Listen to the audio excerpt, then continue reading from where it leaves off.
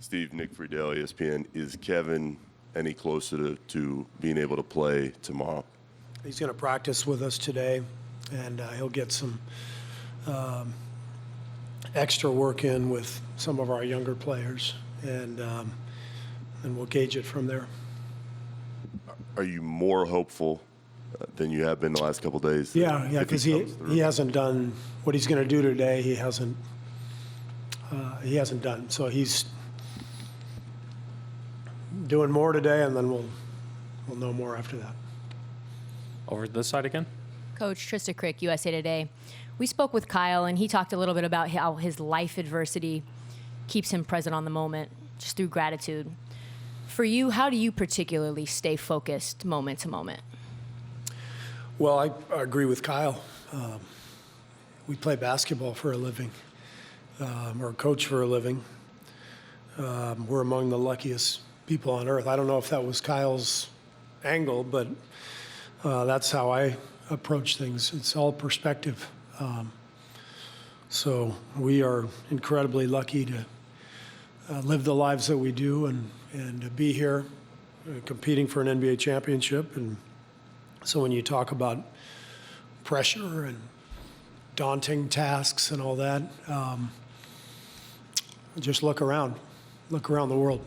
We're doing all right, and we're lucky, and we know how lucky we are. So you got to keep everything in perspective.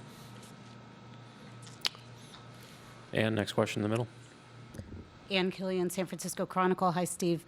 Can you give us a sense of just what your team's mindset has been in the last 24 hours, the vibe you got from them on the plane and getting here about, being in this pretty dire situation? Well, I think the mood is good.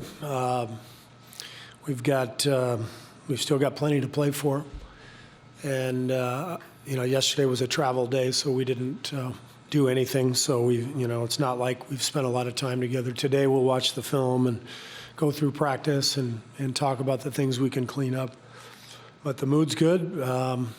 We have an amazing opportunity and challenge, and we're going to do everything we can to meet that challenge, and we're excited about it.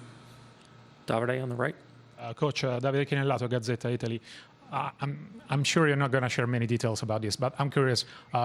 With a player of the magnitude of Kevin and the thing is going on, do you prepare two different game plans, one with him and one without him? How does it work from a coach point of view? Yeah. The game plan changes if Kevin's out there or if he's not. So you adapt accordingly. It changes matchups, it changes rotations, all that stuff. But that's true. All regular season you deal with that. So you're constantly adapting and adjusting according to who's available.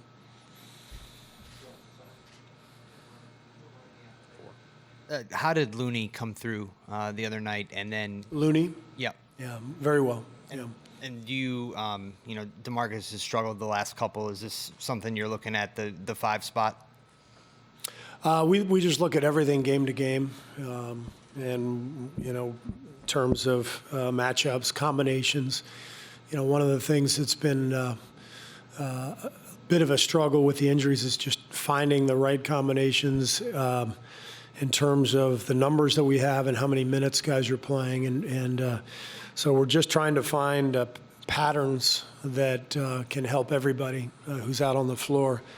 And go from there. And I think last game, even though it was frustrating, I think last game was a step forward, getting Clay and Loon back. I think we have a little better sense of what we can do and where we can go as guys get healthier. Right here in the front row. Arjun Ram, CBC Kids News. Coach Kerr, can you describe for me the feeling of starting off as a kid player, moving on to a professional player, and now to a professional NBA coach? Yeah, when I was a kid, I watched the NBA. I watched the players, the games. I remember one of my first memories was watching the Lakers pour champagne on each other. When they won the title with Will Chamberlain. I'm going to need a little help. 71? Anybody? All you old people out there. Let's hear it from the geriatrics. What year was that? 72. The Lakers, so the Lakers won in 72. I was six and a half years old, and I watched all those players pouring champagne on each other, and I thought, that looks like the most fun anybody could possibly have. And so as I got older and continued to fall in love with the game, I dreamt of being able to do that. And then I got a little older and wiser, and I realized I'm never going to get to do that. You know, I'm not good enough. And so I really didn't expect to play or to coach in the NBA.